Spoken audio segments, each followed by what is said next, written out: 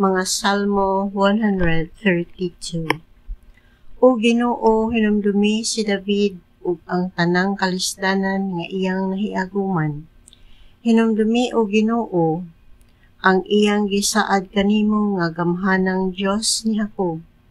Dili ako mupauli sa akong balay o muhigda sa akong higdaanan.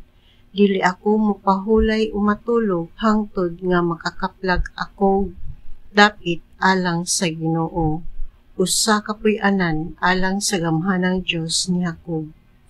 Didto sa Ephrata nakabalita kami bahin sa sulanan sa kasabutan ug nakaplaga namo kini sa kaumahan sa Jaar. Miingon kami, mangadto kita sa gipuy-an sa Ginoo, magsimba kita atubangan sa iyang trono. Lakaw o Ginoo ngadto sa imong dapit nga pahulayan, uban sa sudlanan sa kasabutan nga maoy ilahanan sa imong gahom.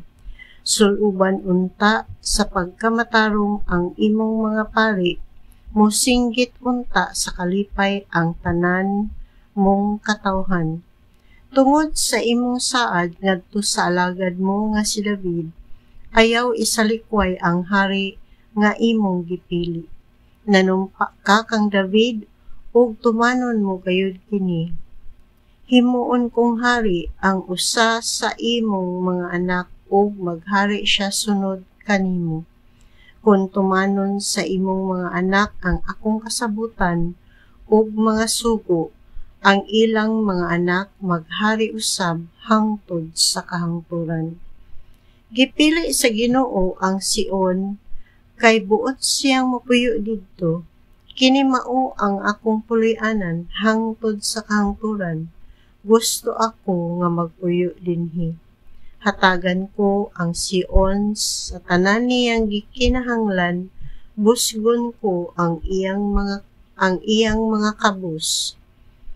Ipasangyaw ko sa iyang mga pari nga ako muluwas, ang iyang katawhan mag-awit ug magsinggit sa kalipay. Didto himuon ko nga gamhanang hari ang usa sa mga kaliwat ni David. Didto patunhayon ko ang paghari sa akong pinili. Pakaulawan ko ang iyang mga kaaway, apan muuswag ug mulambo ang iyang gingharian.